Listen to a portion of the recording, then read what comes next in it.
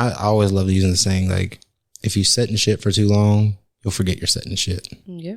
And you'll get used to the smell, and you'll get used to the way it feels and the way it looks. And you're like, oh, I've been here for so long. Like, this isn't poop. This is chocolate.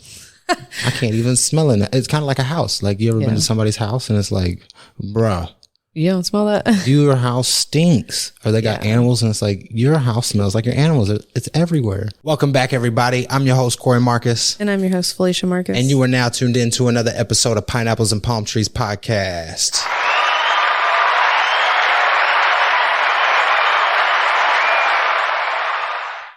Still need to work on that music. I know. I'll forever love the claps, though, because I feel like it gives the listeners enjoyment. They want to clap along with it. Like, hell yeah, we're about to get started in this episode. About to get pumped up. About to get some knowledge. Yeah, I don't know. About to go along with them. Just not with it. That's all right. So last episode, we were talking about environment and how it can shape you, break you, and make you. Yeah. How do you feel the environment you've been in have helped you become, or not helped you become, the person you are today? So what I was saying, whenever we like kind of tiptoed on that the last episode, being from Tulsa, like, I don't know, it's very, I don't know how I would describe it. Very homey, if that makes sense. Like, it's very like everybody knows everybody type of thing.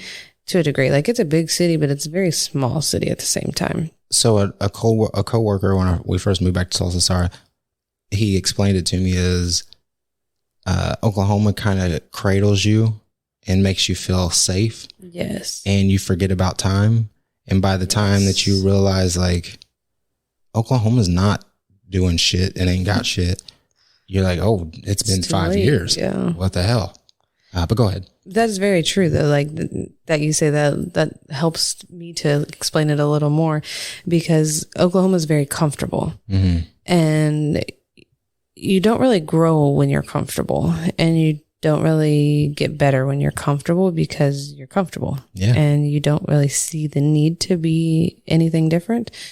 But we've obviously lived in different states and got to experience different environments, and I would definitely say, like, I love people from Oklahoma just because they're, like, genuinely really good people, down to earth. They love everybody type people, but they never want to be better than what they are because they don't have to. Oklahoma's a very cheap place to live. Yeah.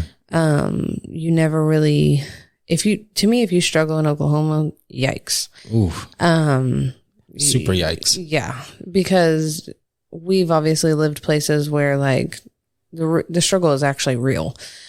And so I think that's an understatement.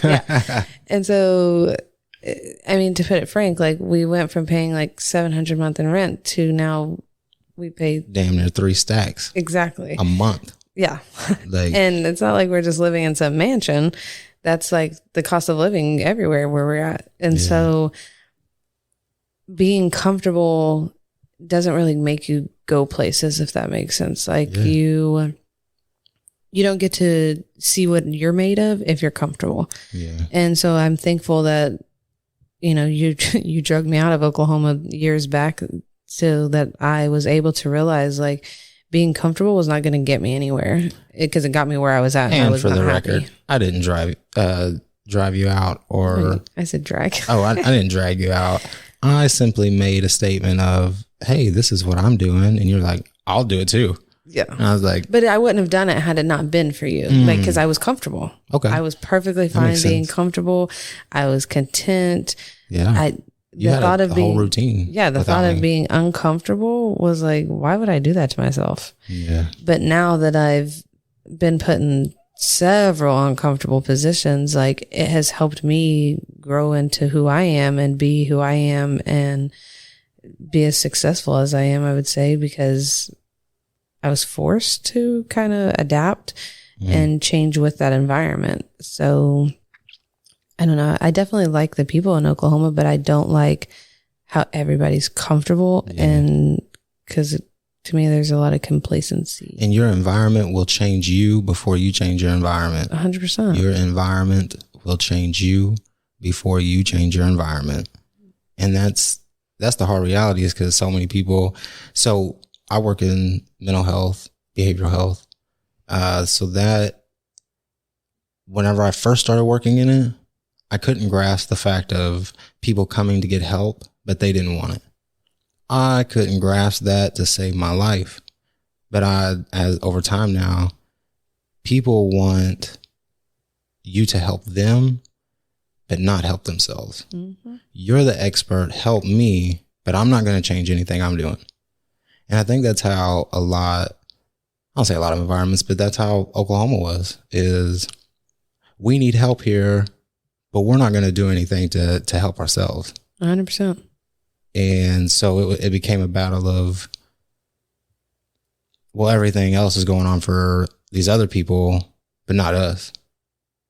And so your environment will change you before you change your environment. You could be this happy-go-lucky person, and you get into an environment of people comfortable, like you say, and you want to grow, and you're like, hey, what's the next step? How can we move up? And you're like, ain't none of that around here. Yeah, no. We've been in these positions for years. I mean, it's very, like, even in my job, like I was just talking about it because there was no room for growth in my job in Oklahoma. Like, granted, there was obviously more locations and things, but there was no room for growth unless somebody died or quit. Literally died. And by then, like, there's somebody already in the company that's been there for 10 years that they're like, hey, you're going to have this spot after I'm gone, but I'm not getting out of the spot until 100%. I absolutely am dead. Yeah. And like, whenever I signed on to my job, they asked me straight off the bat, like, are you relocatable? And at the time, like, I didn't ask you or anything. I was like, absolutely. Definitely. Because I wanted to be able to grow within the company. And they made it clear, like, you know, kind of where the market was in Oklahoma, it was already like settled. Yeah. And so there's, like, in my job, I'm considered an OM. So I'm going to use that word really fast. There's an OM there. What does OM mean for the people who don't know what that means? So an OM is operations manager. So literally the job, your job is to make sure the place operates. Hey. So there's an operations manager that is very much like ready to be a restaurant leader. Yeah. Which is the next step up from an operations manager. But there was no openings. Like, he was literally waiting for somebody to get fired or quit or die. Like, and those are the only options. Those are the only three options. And it's like, why would you put yourself in a position to rely on somebody else to quit, get fired, die to be able to move up? And so I was like, you know, of course I'm relocatable. Like, I want to go anywhere. Like, and first I was like, you know, I'll go to California, which the market's already growing in California, but they're like rapidly growing in California, where Oklahoma is not rapidly growing. And so whenever the opportunity came up for me to take on the position I am now in a brand new market that hasn't even started, I was like, absolutely, because the growth in that brand new market is substantial, because none of those positions are there yet. Yeah. And so, for instance, I was like the first person hired for my position in the state that we're in that has zero of these positions. Zero. Literally zero. Like, I was the first one. And so, one, it gets your name out there. Yeah. Because, hello, everybody's looking at you like, this is your, like, don't let us down. Yeah. Like, don't let us down. Don't let me down. Yeah. And then two, like, there's room for growth. Like, in my company, there's restaurant leader, there's area leader, there's regional vice president. There's so many things, area leader of recruiting, marketing, you name it. And all those have now opened up. Yes. And they're actively filling these jobs even a year out to locations that they know are going to happen in a year. They're actively looking for those people. It's crazy. And it's like, why put yourself in a position to wait for somebody to die or quit or get fired? Like, that's awful. But like, that's what this operations manager I'm talking about. Like, that's literally what happened. Like, he had to wait until, unfortunately, somebody got fired. And so now he's probably going to be able to move into that role. And it's like, you've waited now how long and been, I would say, complacent. Like, that's, to me, that's more uncomfortable than being comfortable. Like, I don't want to be that comfortable where I'm just like, oh, well, you know, there's no. That's how I felt whenever we lived in Colorado. in, especially like in my area of work, is once you get to a certain point, you could chill there because you're not doing physical work. You're not breaking your back. You're not hurting yourself. There's no injury unless you slip and fall down the stairs. And even then, like, I can work from home. Yeah. So that's what I noticed when we lived in Colorado is while I was moving up, the positions that I wanted and the positions that I was learning for, going to school for and doing things, those people weren't moving. And those people were people who had started the company. So they've been there 25, 30, 35 years. You're literally waiting for them to retire and die. And yeah. And they're only between the ages of 50 and 70. And at that rate, like, they can do it for another 20 years. I remember you coming home actually and having that conversation with me because you're like, yeah, I'm kind of like the furthest I can go right now because everybody's very comfortable. They're not going anywhere. And so like there wasn't room for growth for you. Yeah. And with my mind, like once something's tapped out or I know it, I need to go on to the next thing. Mm-hmm. I need to move it on up because I need more. Yeah. And when we lived in Colorado, I just did phlebotomy, which, you know, I'm grateful for because I actually got to like teach it. Yeah. And I actually sent huge opportunities from that. So I did get good opportunities, but it wasn't something like, that wasn't like my go-to forever. Like, yeah, it brings me joy and stuff, but it doesn't like bring me as much joy as like my current job does. Yeah. Because that's the same thing every day. Yes. It's the same people. It's the same. Yeah. You'll see new things. Like, yeah, I got to watch somebody die in front of me and like, I'm not saying that's a good thing, but like the experience, like it's an experience. Yeah. It's an experience. Like I watched them massage somebody's heart to keep them alive. Like, yeah, I got to see all those things. But it's the same thing every day. Yeah. Like somebody's dying, somebody's sick. The reason I'm drawing their blood is not for good reasons. It sounds very mentally draining. It was. It's not a good environment. No, because it was always like it's not a good environment. While it was exciting, like especially like in the ER, which because that's always like, oh, there's so much going on. Yeah, it's exciting, but at the same time, like you said, like it's mentally draining because like you're watching a sick people all the time go through things, and then it makes you scared. Like, not gonna lie, all the freaking car wrecks that I've seen in Colorado is just like, do I really want to get behind the wheel of a car? No. Like, Jesus, there's people dying every day or coming in mangled and deformed because of car wrecks. And it's like, it makes you scared to like live almost. And that's your reality because that's your environment. That's what you're doing every day. That's what you're seeing every day. That's granted, like, that's not the only thing happening in the world. Like, there's just not pile up of cars everywhere. But you get to see the ones who do come in. Yeah. And there were more often than not. Exactly. Like way more often. Because I worked at a level 1 trauma. So it was intense. All the intense things got brought there. Like life flights. I mean, you name it. It was some crazy stuff that I saw. Like 5 wrecks in a city doesn't sound like a lot. But if you're the one working those 5 wrecks each day, sheesh, Mamish. I can imagine that's taxing. Yeah. But like in the job I'm in now, it's different every day. Like, yes, it's the same job every day. Yeah. But it's always something different. Like, yeah, we do the same thing. We cook the same food, that type of thing. But like, it's always something different. I'm always hiring new people. I'm always meeting new people. You're at a different level. Yeah. I'm getting, and now like that they have me traveling, like I'm getting to see so many different areas and like it's a lot of learning, like a lot of learning that I wouldn't expect to have, I guess, in the position I'm in. I wouldn't expect there to be like as many growth opportunities or as many like learning opportunities that I've been handed. For sure. Sense. Like being in Boston for those 3 months, like that was, man, tell me everything not to do when we get situated where we're situated. And it's just like, I'm thankful because I wouldn't have got that opportunity had it not been for them like shipping me up there. Hey, they need help, like that type of thing. And now you know the actions to take. 100%. If something of that nature arises, you know what it looks like. You know what it feels like. You can see it before it happens. Yeah. And you have the tools to redirect it. Yeah. Before it gets out of control. Shoo. Your environment, folks. If you're planting shit in your garden, you're going to grow shit. Like we were just listening to that guy. If you're planting shit in your mind, if you're listening to negative people in your mind, if people are always telling, if you try this, tell your friends, family, I look good. See how many of them say, oh, conceited. Oh, the highly thinking of your self. Ugh, thinking highly of yourself much. It's like, yeah, like who else is going to think of you better than you think of you? Yeah. And if you don't think you're the best, that tells other people not to think of you as the best.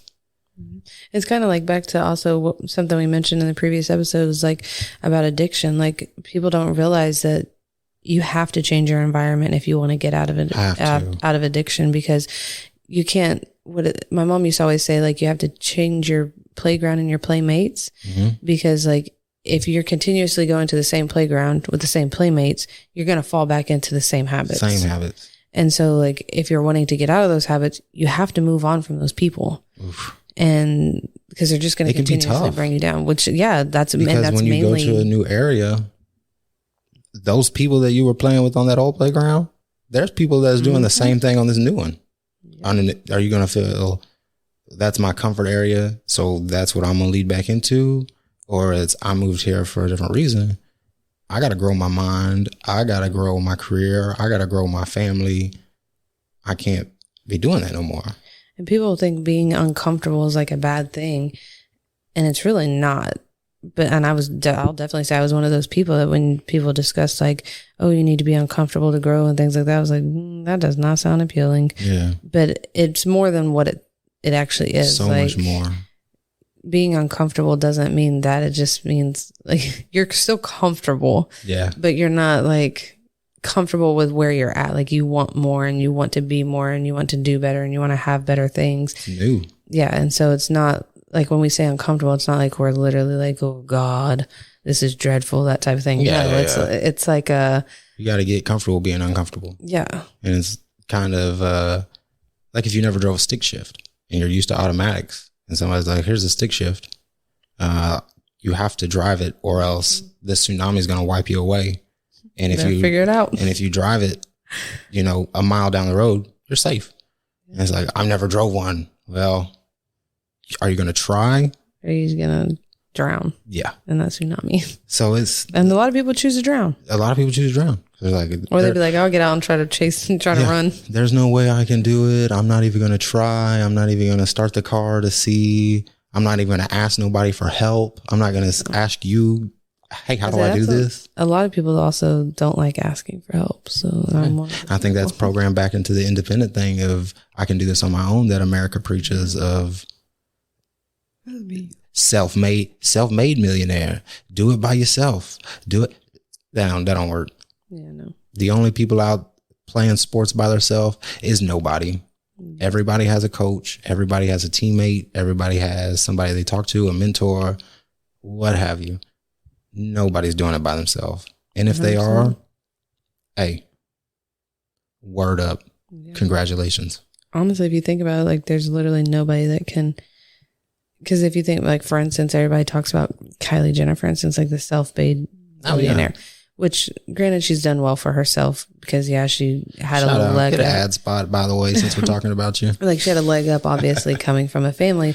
But at the same time, like, she's not doing that on her own. Like, she has people that run her business. She has people that work for her. Like, everybody has somebody working for them. Nobody's doing it on their own. Yeah. Because if you're doing it on your own, it's tiring. Yeah. It's so tiring. And it could burn you out and you don't want to outsource because you feel like you might mess this up because I'm not doing it. That's my problem. And if I don't do it, it's not right. Mm-hmm. No matter how right you do it, it's not right because I didn't physically touch it, and that's bad. So that's a big area of opportunity for me in work and that's something I get coached on nearly every single shift, is because I'm the type of person that I don't like trusting that people are going to do their job. Yeah. And so I'm like, let me just do it because I know it'll get done. And in my position, I now have to outsource to like the people who are under me because I now have people under me. Yeah. And so like, lots. Yeah. And so it's a big growth opportunity for me because I struggle greatly with that. And because I'm just the type of person, like back to the independent thing, like I know I'll get it done and I know it'll be right. Yep. And so my biggest thing is when somebody does something wrong, they're like, well, okay, well, you teach them how to do it right. And it's like, great, but if I would have just done it, it wouldn't have been wrong. And we can compare it to the greatest athletes of all time. They're not out there passing the ball to themselves. Yeah. They're not out there shaking and jiving every single body by themselves. They're not out there getting every single rebound. Because if they were, they wouldn't have 5 people out there. They wouldn't have 9 people out there. You wouldn't have teammates. Yeah. So even with like tennis, you have a coach. You have to go and hit the ball to somebody else. You ain't hitting the ball to yourself. Yeah. Unless you're playing wall ball or I think it's racquetball, but I don't know. But even if like, and like we use a term like at work a lot when it comes to like a basketball team, like whenever the team isn't doing good, you don't ever see the coach jump into the game. Yeah. That's not his job. His job is to coach you back into the game and to coach you how to win that game. Yeah. But you'll never see him suit up and jump in because that's not his job. Yeah. And that's somewhere that I struggle with because I'm in that position of where now I'm the coach and I have like these players and that's their job. Yep. But I'm the type of person like, I'd rather put on that jersey and go do it. But I'm having to learn not to. Like I'm having to learn to let these people fail if that's what's going to happen. You have to fail. And then we'll teach them now to do it right the next time. Yeah. But that is something I struggle greatly with because I don't like being like, oh, sorry, I have to take the blame for that person that screwed up. I don't like that at all. The best reference I can give is like baseball. The pitcher ain't up there throwing and then running to put gear on, and hopefully he's back there behind the plate to catch the ball before it gets there. Yeah. And then if the person hits it, he's not running out there to try to get it. You have to trust that your team plays their position. And that's another thing. Play your position in a relationship, on a team, at work, what have you. Play your position. If you're, what's a good reference? If you're a point guard, you're not the center. Yeah. You got to let the center be the center. And the center has to let you be the point guard. Are you going to help each other out? Of course. But are you going to play their position? No. You have to play your position. And you can't play every position. Nobody wants that. And don't try to play the position that you're not in yet. Because you're trying to get there. Because that's a big thing that like... Tell them. Like, for instance, at work right now, there's somebody that we work with that's trying to play a position that it's not for you yet. Like, while we understand that's what you want. Trying to coach and the coach is right there. 1000%. That's exactly what's happening. It's like, and it makes me uncomfortable because I'm like, yo, like I see you overstepping and I know better. It's like, hey, I'm trying to pass you the ball and you still got a suit on. Yeah. You're playing today. Yeah. And it's definitely like, what's going on? How do you not see this? And so it's just crazy to know that there are people out there that I guess don't see the difference or don't see that like you have to play your position first to let people know also. And that's another thing is like people get brought in. Typically, like if you come from a higher position at one company, they'll lower you down a position to start with our company. And it's because they want to make sure that you can do that lower position before they trust you with that higher position. Because there's a lot of people who come from those higher positions that can't do the lower ones. And in my company, you have to be able to do all aspects. That's interesting that you say that. Yeah.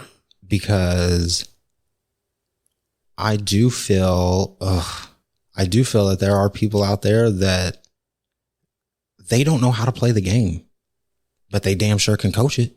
100%. They damn sure know how to win. They know how to put together a team. Yeah. But if you try to get them to do the job that you're doing, not you necessarily, but get the job you're doing, they don't have a fucking clue as to what's going on. It's like, you help me do this and you don't know how to do it. Yeah. But so like basically like for instance, like if you come from being like a general manager at a company, they move you down to an assistant. But we have different terminologies. Yeah. And so it's like, because if you can't do that assistant's role, in their eyes, you can't do that general manager's role. That's interesting. And so like I've met several people that they're like, oh, I I used to, and it's always their famous words. Oh, I know what I'm doing. I've done this before. And it's like, great, but you're failing miserably. You haven't done it here. Yeah. And it's different everywhere. And they don't realize that. And it's like, if you can't do my job, how are you going to do the next level's job? Yeah. Because you can't even coach this person on how to do my job if you don't know how to do it. Yep. And I have worked with both people that didn't know how to do my job and people that do know how to do my job. And so it's very interesting to see, because some people can get through to higher positions in life by using words, intimidation, what have you, but they don't actually know what they're doing. They just know how to talk their way through it. And it eventually slaps them in the face, because you're eventually going to get like caught up in that situation. Like there's going to be times where you have to prove it, and there's a lot of people out there that do a lot of bad things. I don't say bad things, but a lot of unethical things, but they know how to talk. Mm-hmm. And it's like, what you're saying sounds really great. However, you peel back that layer of gold you got, and that's poop. Yep. So you're serving gold-plated poop. Yeah, I'm the type of person where like, I know how to do the job, but I don't know how to talk the job. Like I struggle greatly with quote unquote politics and work. And it's because I'm very straightforward. I'm very blunt and to the point, and you can't be that way. Do you think your environment made you that way? Probably, yeah. Just because because where we came from was kind of, I wouldn't say rough, but like rough. Yeah. Where the area of town we grew up in, because we obviously grew up on the same exact side of town, like about a mile apart. Lots of drive-bys. Like there was a lot of like gang-related activity when we were younger. Yeah.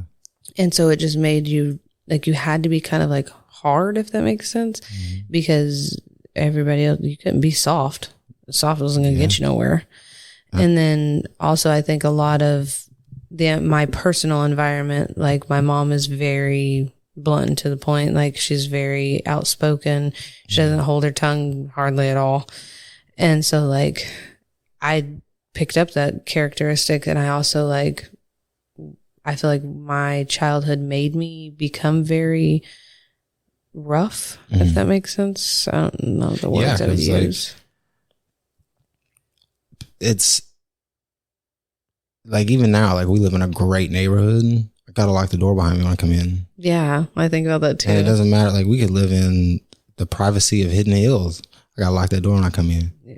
Just because the environment I grew up in, you never know who might be plotting on you. 100%. Who might be wanting to kick your door in and take what you got.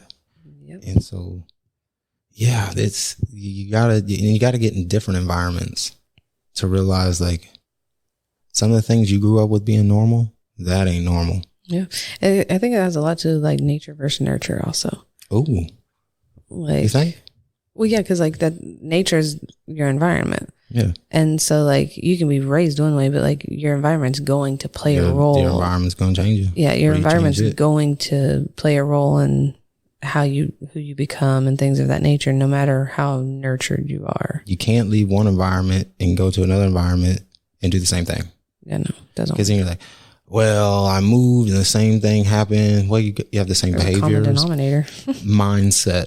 That's something I want to talk about. Mindset. Because everybody says you have to have the mindset. You have to train your mind. You have to mindset. But nobody says the steps to get your mindset there. I'm like, because you have to have the mindset of what I'm doing. It's like a entrepreneur or somebody starting a business. It's brand new, but you have to have the mindset of it's going to work. Even if it doesn't work now, even if it doesn't work next year, it's going to work. Yeah, everything takes time.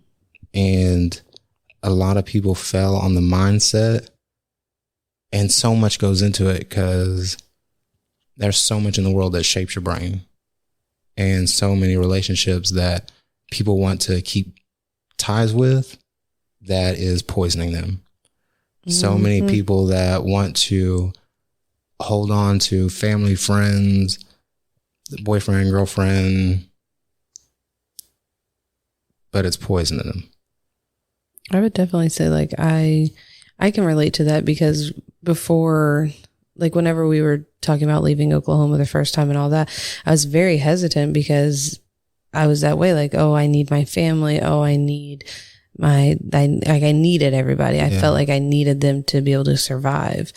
And I was very comfortable being comfortable. Mm-hmm. And I was content with that. And now, like looking back, I wouldn't have been where I'm at if I would have stayed in that situation. Oof. And so, but I didn't realize that's. Sorry about that. I don't know what that was. I didn't realize that I was in like a bad place, if that makes sense. I didn't realize that I was not really going, I wouldn't say not really going anywhere because I would have been successful, yes, but like, it's just not the environment. Like, one, I don't want to raise my kids in that environment. Yeah. I don't want my kids to be, because I mean, as you can see, our oldest, he wants to live in Oklahoma forever. Yeah. But I think that has a lot to do with my mom. So I don't know if my mom moved, he'd probably be okay with it. But at the same time, he thinks Oklahoma is just the end all be all. And like, but that's where family is. Yeah. That's where love is. And as a child, that's what you want. You want love. But when you get an adult, I'll use me for an example. Like, my family is not very close. They don't do very much of it together.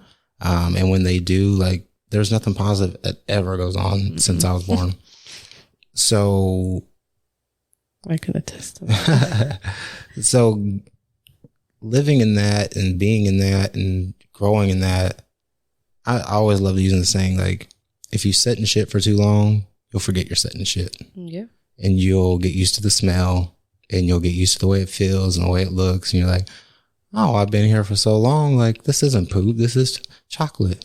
I can't even smell it. It's kind of like a house. Like, you ever been to somebody's house and it's like, bruh, you don't smell that? Your house stinks. Or they got animals and it's like, your house smells like your animals. It's everywhere. When I was in college, we actually had to do a whole paper over that.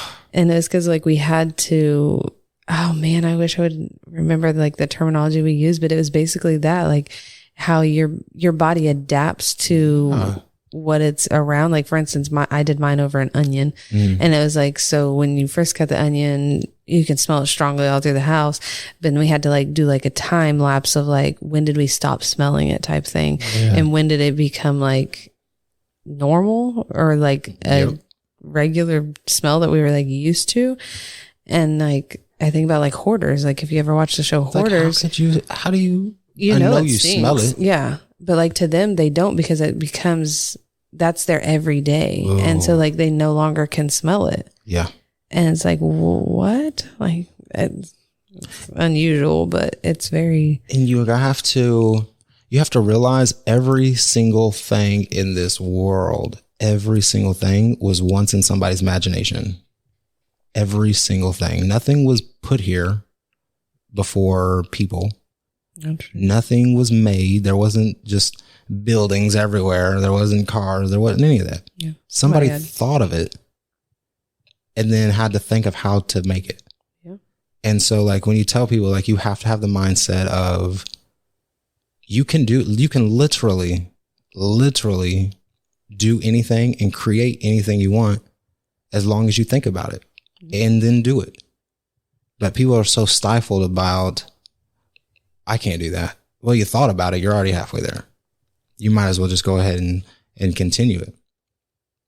And if you don't, it just stays in your mind. And I hear there's something that goes around on the IG that's like, whenever you're dying, do you want all your hopes and dreams standing around you, talking to you, telling you, we were here the whole time and you thought about us, but you never did anything with us. Yeah. Oh, that's so scary to not even try. And they always say like, the only way to like, I want to say the only way to fail is to never try or something. Yeah. Like two ways that you can ever fail. One is you don't start. Yep. Let's use working out example. If you never start working out, you'll never feel how you want to feel. You never get to the shape you want to get into. Unless you go buy that surgery. Yeah. And even then, like, you got to work out because it's not going to last. Yeah. You know, you can nip and tuck, but if you're still eating the same, if you're still doing the same things and taking the same shit, you're going to have shit grow. So you gotta make your mind up of,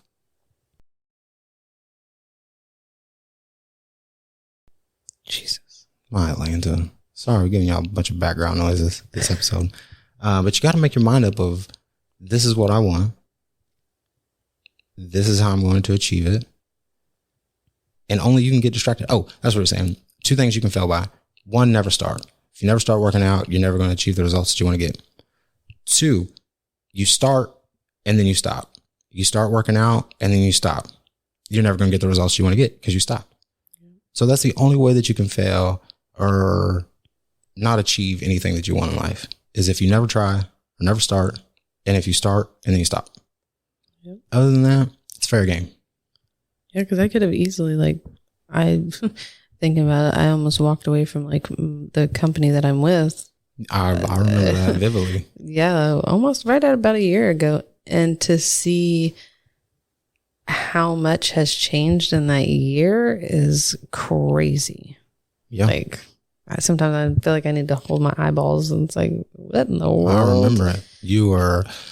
I remember you were so upset by everything that was going on.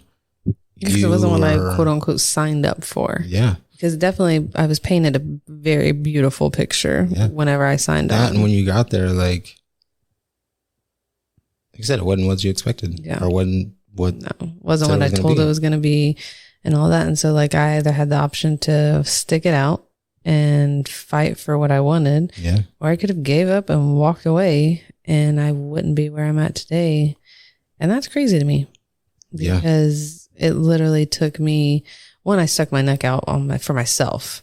I pushed and pushed and pushed for the opportunity that I was thankfully given. Yeah. And honestly, it's wild because now that I've talked to uppers who were interviewing for these positions and things, to know how many people wanted it genuinely across, because the market's opening. So they always go and ask people that are already working for the company, hey, would you want to relocate?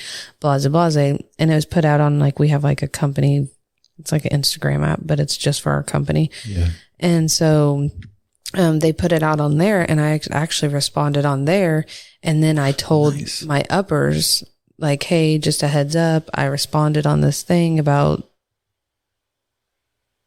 what is that? Oh, yeah. I believe that was the ice maker. Oh my God, that scared me. When I told them, and so whenever they contacted me for the opportunity, they asked hey, have you let this person know? I was I have let all the way up to the regional vice president of my area know, everybody knows. And they were wow, you're really I think that stood out to them. Yeah. Because they were you made it clear and what your intentions are. And then when I went into the interviewing process, because when I was originally going to be relocated, it was at a lower position than I actually am. Yeah. And so when I started the interview process and they started talking to me, and they were what are your dreams and what are your goals for the next 5 years and blah, blah, blah. And of course, they always want to make sure that they're not paying you to move to crap out on them. Yeah. And I was one, it's a guaranteed job. And when we were in COVID still at the time, when I got hired for my position, it was still very much COVID was still very active, and oh yeah, they weren't sure. I think we were in the midst of it. Yeah. I'm pretty sure we were at this point. It's all a big blur because it's been going on so long. Yeah. But, so I actually ended up not only getting to relocate, but I actually took a promotion in the relocation. Dang. And it's because I fought for it, and I made my goals and dreams and desires clear. And I also put in the work to show them that that's what I wanted. Oh, I was doing the job that I'm doing now before I had to, which I know I said a minute ago, don't overstep, but I wasn't overstepping because the person that was in my position had stepped down. Yeah. And so we didn't have that. So I was filling that role. You were stepping up. Yeah. I was stepping up when it was allowed. Of course, I wasn't overstepping. Not even that, but there was something that needed to get done, and instead of waiting for it to be filled, you were letting it know, I can fill this role until it needs to be done, but just know this is not the role I'm staying in because this is the role I'm going to move. Yeah, 100%. And that's exactly what happened. And so whenever I was being interviewed, they, asked like, what of this position do you know? And so I just started naming everything. And so they literally said, well, do you just need to go to training? And I was like, so if that's a requirement, that's what I said. I said, if that's what it takes. Yeah. And so of course they talked to everybody they need to talk to. And they're like, all right, well, it's just 11 days is all you need. And so it got me the opportunity I got, but it wasn't handed to me. It wasn't like they just saw me and they're like, oh, she looks good for this position. Right. No, I fought for my position. Or you didn't just ask for it and they're like, oh, here you go. Exactly. Sure. No, because like we people. Can take your word for it. Yeah. Now that I've like worked alongside these people, that they mean business. Like they don't just hire anybody. It's different levels. Yeah. Different levels. And I think that's like, not only in work, in life, if you want to level up, man, you got to give something up. Yeah.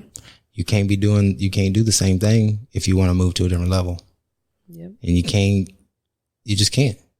And something we talked about, your company, you do now is like, you do team stuff with your team. A lot. It's new. Very new. But as an entrepreneur mind and seeing other people who have businesses and following other people who have businesses, you have to cultivate that team environment and cultivate that growth together, or else at work, it's an individual game and you're like, oh, I hope you're doing your job. I hope you're doing your job. Mm-hmm. I'm doing my job. What are you doing? And so it's not as much of the guessing game. And you kind of get to tell like who you can rely on versus who's just there to work. Yeah. And I would definitely say like, even like, cause we're obviously now down here, like working in a new market and stuff. And it's crazy to already see that there are people who are just here to work. Yeah. And I'm like, how'd you get this position? Like you must've been a good talker. You talk good. Yeah. And then there's people who perform and you're like, wow, like you're on the same level as me. Great. Like but it's also like with the team building, realizing that like, I'm not competing with you. Yeah. Like while I'm not, because I know what I'm going to get to, and great. If you feel the same way, great. But I'm not going to like compete with you to get there. Yeah. I'm going to do what I need to do because I know that there's multiples of opportunities and we all have the chance, like, but we need to work together to be successful where we are right now. Yep. And a lot of people can't see that like, it's not a competition. And so you got to get in that environment. Yeah. You got to get in the environment that you want to be in. Yeah. If you have something that's come up, like I like talking about the future because you have to see where you're going in order to take the steps where you're going, and where you may not know where you're headed. You may not know where you're headed, but you know where you're going. Yeah. And so if you don't know where you're going, you're going in hopes of, I hope this works out. Yeah. I hope I land where I'm at. But if you know this is where I want to be from this moment, you can start taking those steps to get to that point. And then once you reach that point, you can start analyzing of, okay, where do I want to go next? What do I want to do next? And then map out the steps to get to that process. Yeah. And I think that's like what we've been butting heads on recently, because I see clear as day where we're going. And I'm trying to map out the steps with you. And it's kind of overwhelming because as humans, like we talk about, you got to live in the now. You got to enjoy your moments. You never know when you're going to die. You never know when a car crash. You never know when plane, what it may have you, natural disaster. But at the same time, if none of those things happen, you can't be walking on hopes and dreams of, I hope I get to where I want to go, but I really didn't have a plan. So wherever I end up, hopefully it's as good as what I want.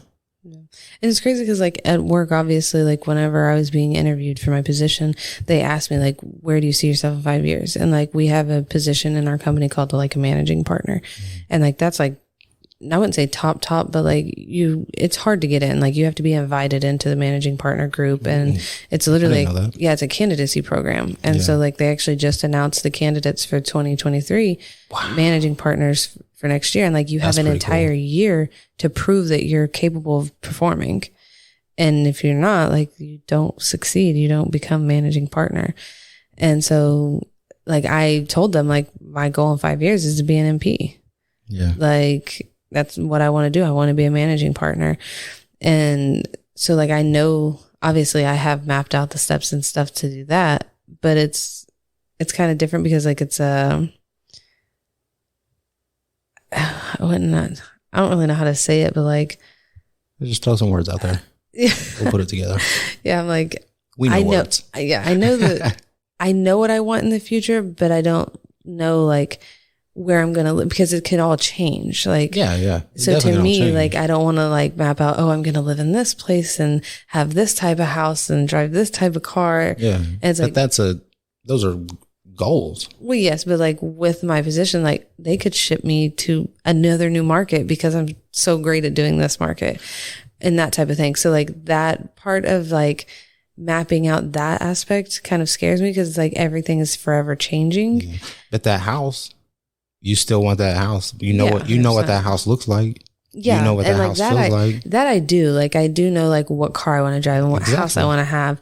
But like where will those things take place? I don't know. But that's not a matter of that's a matter of destination. And life's not a destination, it's a journey. And that's just that's just, man, I just blew myself away. I about fell out the chair. Like, oh, wait. Yeah, it's not a destination. It's a journey. And wherever that ends up, you're still looking for the goal. Yeah. And another sports reference. So say soccer. Don't matter where they are in the world playing soccer, but they know where the goal is. Yeah. So it's finding the goal, and no matter how many ups, downs, rounds, and turns, you're going after the goal. And I think that's like, we were talking about it today and how we balance each other. Because I'm super out there. I like to dance. I like to sing. I like to do weird things. Not that way.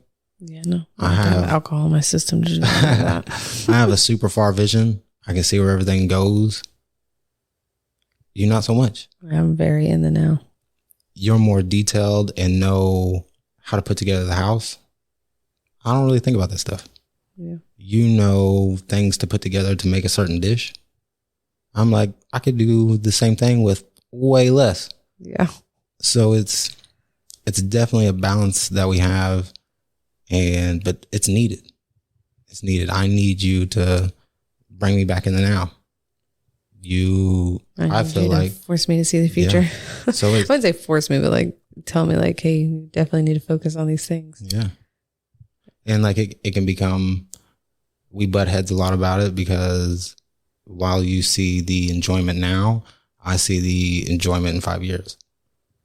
Where you see, you don't know where we're going in 5 years, I see we're wasting time right now. Yeah. So it's definitely helpful to be with somebody that, I don't want to say opposite because we're not. We're pretty opposite. Yeah. But sometimes it does suck because we're so opposite that like we don't always enjoy the same things. Yeah. But we found things that we enjoy Obviously, together. Yeah. And again, it takes time. It takes an environment.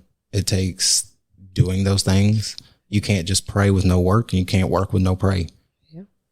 And a lot of people are out there praying and not doing anything about it. They're like, God, please give me the million. And they wake up doing the same broke shit. Yeah, 100%. Or there's people out there that are working their fucking fingers to the bone 80 hours a week. They ain't praying for nothing better. They ain't asking for nothing better. They're not seeking anything better either. Yeah, I think that's, talk about money. Yeah. The next one. Because money. That's a good one because a lot of people, it's crazy because like a lot of people who start with my company initially start with a pay cut because we have like bonus programs. And so in the long run, like you do make more money, but it's the growth opportunity in the company that a lot of companies don't offer. So yeah, this company over here will pay you more, but you're not going to go anywhere. You're going to be stuck. Where you can come over here, take a slightly bit of a pay cut, but the growth opportunity to get more money is substantially larger. Mm-hmm. And so we're told so much. It's not all about money. I don't need to worry about money. I don't need to be rich. You need to be rich. Damn it. This day and age, yeah. You need to be, we're going to talk about the next episode. You need to be rich. You need to be worried about the money. You need to be worried about your finances. Yeah, period, point blank. I would say people can tell you all day that money don't buy happiness, but I think anybody you ask that don't have money, they'll tell you that money will solve every problem that they have. Every problem you got. And of course it'll bring you more problems, but yeah. It's going to solve most of them too. And that's where the mindset thing comes back in. You have to get your mind right before you get the money. Yeah. Because if your mind ain't right and you get the money, you're back broke. Yep. Because you're just doing dumb habits again. You're spending instead of investing. Mm-hmm. And then when you talk about investing, it's like, oh, but that's not going to give me my money back. But this is going to give me pleasure. So yeah, but you're going to have to buy that pleasure again. Mm-hmm. You're going to have to buy that pleasure again. And what's paying for that pleasure? Nothing. Yep. So money, worry about it. Look at it. Calculate it, see where it's going, see where it's coming in from, talk about it, worry about it, because you can't have a house without money, can't eat without money, can't drive without money. Mm-hmm. There are tons of happy broke people. Tons.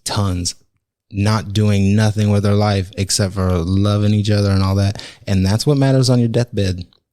Great. However, what are you leaving to them kids? Yep. What are they going to have to start from scratch like you did? Are your grandkids going to have to start from scratch like you did? Are your great grandkids? I'll tell you this. We're working and doing things to make sure people that come after us that will never meet us will thank us. Mm-hmm. And it takes more than working 80 hours a week. For sure. So get your mind right. Get your money right. Get in an environment that's going to help you grow. Don't be afraid to change your environment either. Don't be afraid to change the people you're around. Don't get in a new environment hanging around the same people. Yep, because it's just going to bring you back to the same place. Love yourself. Grow yourself. Know yourself. This has been another episode of Pineapples and Palm Trees. I'm your host, Corey Marcus. And I'm your host, Felicia Marcus. Until next time. Bye.